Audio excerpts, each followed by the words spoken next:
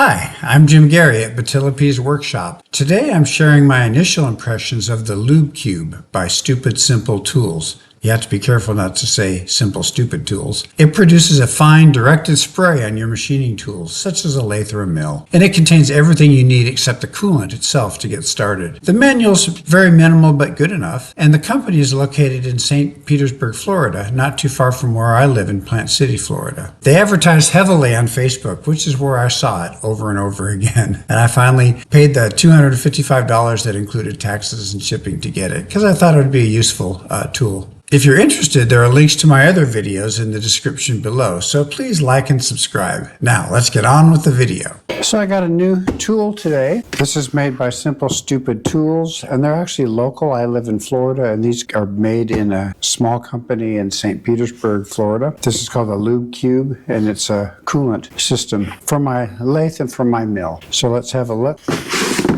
I've never seen one. I've just seen the ads for it, but it looked good, and I've been wanting something like this for a while. So I'm excited. So let's see.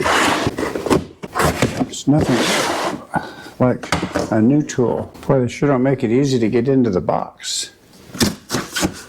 But then again, that probably makes it arrive in better shape too. So here's what's in the box. It's like a bracket.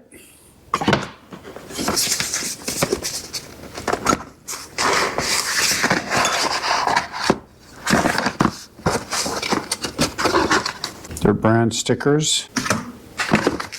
This looks like the actual part that squirts. Here's a nozzle. And here's some kind of a connector. So I'll put these aside. Pressure gauge, very well packed. Tubing. This looks like the reservoir. Allen screws. Can't have too many advertising stickers. Here we go. Oh, this is the magnetic base. Very nice. It's got a joint here and a joint here, but this, when you tighten this, it locks both joints together. That's pretty neat. So all the cardboard goes to my burn pile. So let's take a look. What I'm not seeing are any instructions, so I have to go online to get the manual. So it turns out this is a magnetic lock, so it won't work on this bench because it's aluminum. But apparently this joint and this joint are both magnetic. So when you loosen this, you're loosening magnets. It's pretty cool. So when you tighten this, it just stays where it is. This is the nozzle and what they call the Lube Cube. You can adjust the flow here, and there's a line for coolant and a line for air, and it says the air should be 10 to 30 psi. So there's a regulator. We'll get to that. And then there's two attachment points for this. So I'm just going to put it on this one. There's a set screw to hold it, so I think that set screw needs to be adjusted. 3 millimeter. Gotta loosen this. Get this screwed on. There we go.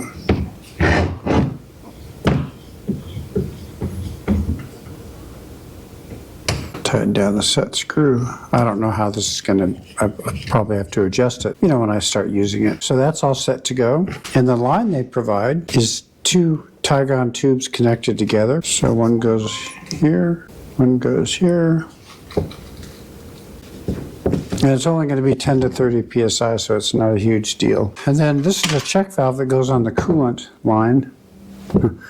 Since I can't, there, I'll put that there. Since this is aluminum, I can't lock it down. So I want to follow the coolant side about here, and I'll separate these two.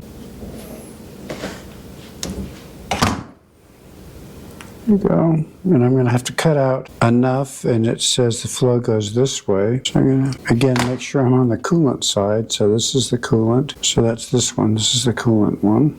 So I'll just cut this on. Looks like I need to cut it about here to fit it on. There. I want to make sure this is the coolant, and I can confirm it's the coolant line. So this is all set to connect into the reservoir. So let's get the reservoir and take a look at it. What I've done is I've screwed in the pressure gauge that came with it and just had to use Teflon tape to put it in. And it's kind of interesting because you're supposed to run it at 0 to 30 psi, but this is a 225 psi gauge, so it's really the wrong gauge. They should have had a broader gauge. But anyway, it's supposed to run between 10 and 30. And then to hook into my air system, I took out what came with it, which was this piece. And this piece is simply made to go into this kind of tubing, this rigid plastic tubing, but I'm not really set up for that. So what I did is I put in a standard male quick disconnect for air here. So here's the female side that'll be on the hose, and that'll connect right in. And for those of you who may not be aware of it, these air quick disconnects come in two types. There's this type, which is my preferred type, and then there's this one, and I've kind of ended up with a mix of them. And the most frustrating thing is that they're not compatible with each other or with the female ends. So you've got to have the right female end depending on the male end you use. So just keep that in mind if you haven't run into it before, to check and make sure all yours are the same. So we're going to go over to the mill, and this is the mounting device. So this will mount on to the pillar on the back side of my mill, and this plastic hose is long enough to go from there at the back post of my mill to my mill or to my lathe. So we're going to drill some holes. This just screws in with the supplied screws. Connect this to the mill. I've got 1/4 inch by 20 bolts with lock washers, and so I'm going to drill and tap them over there. And to find out how to drill and tap them, go to my black book here, and tapping drill size for UNC Unified National Course, which is what we've got. So you go down here, 1/4 inch by 20, that's what my bolts are. So it says I need a number 7 drill. And I don't know, if you have the full set of machinist drills, but I'll go get it and show them to you. Now I've got other drill bits I use as well, but this is my machinist set. And as you can see, it comes with a lot of drills. The numbered ones are across the top here. So we're gonna go down and look for number 7, and that's this one. So I'll take that out. And then these are the other kinds of drills, bits it's got. It's got a ton of them. And these are all labeled by the inches on this side, and these are labeled with letters. But the ones across the back are all the numbered ones. And I don't know why they come that way. It's probably some traditional thing. So we've got the one we want. We're looking across my lathe, which is down here, and this is the back of my mill. And I've already put the bracket on and marked the holes. So I just have to make it a punch. So I like to use real punches, and I like to get a really good indent going on. Is that one? That one. So we're ready to go. So I've got the number 7 drill bit already on here.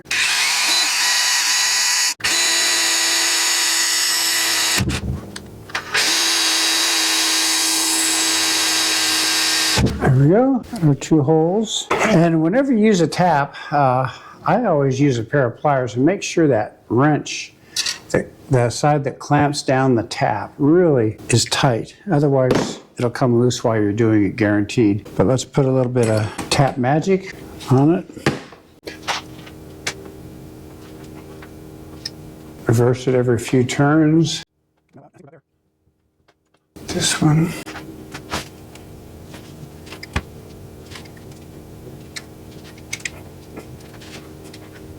Okay, so I made a really short screw, and I made sure I had a nut on it so I could take off the nut and make sure, so I made sure the threads work. And this will stick right out into there just enough. There we go. So that fits, so I'll go ahead and do the other one and be right back. So here's the other one. Just needs to be long enough to go through that steel, which isn't really super thick. We can snug it down.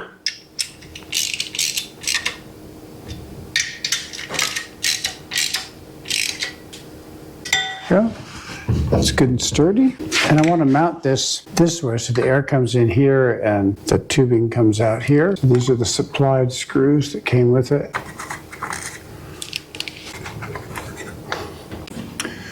So I've got them all started. I believe these are 4mm. So I'm just going to snug them down. Yep, 4mm.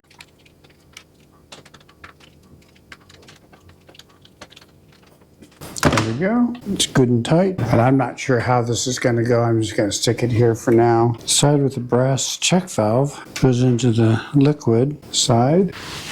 So it's here. And the other side goes to the air.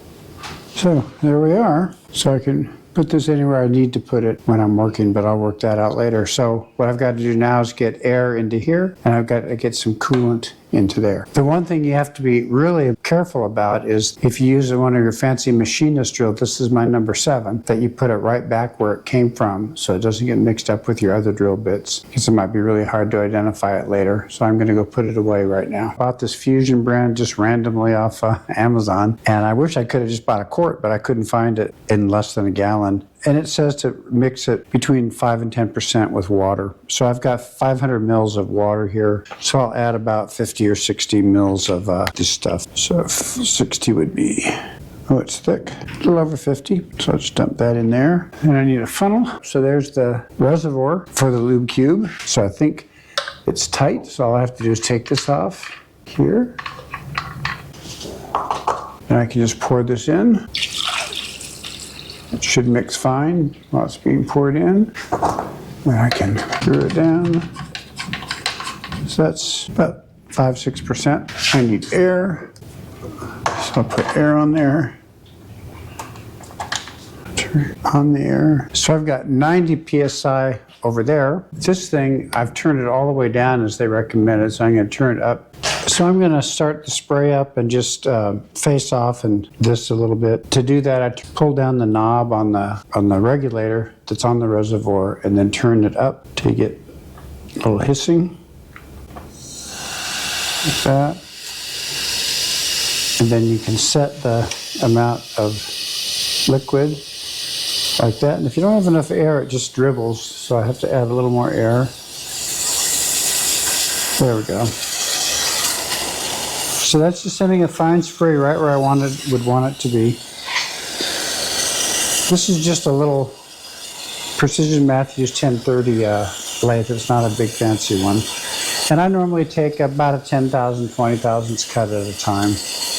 But I should be able to do a little bit more with this coolant. So I'll set it up. About 500 RPM. Start facing it off.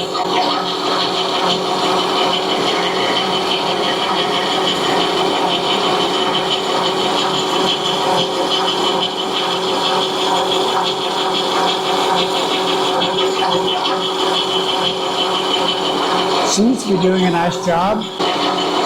So I'm going to take it about 10 thousandths.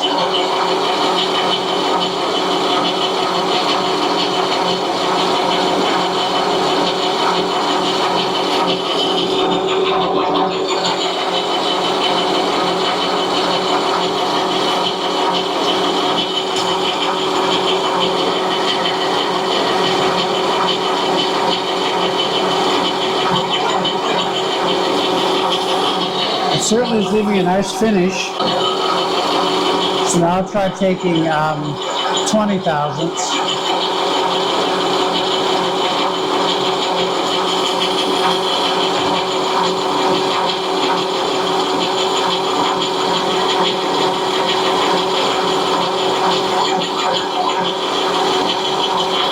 That's very nice.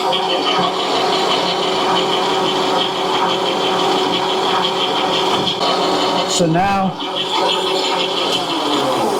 I just want to touch it and see if it feels warm. And the tip feels cool. It's absolutely cool.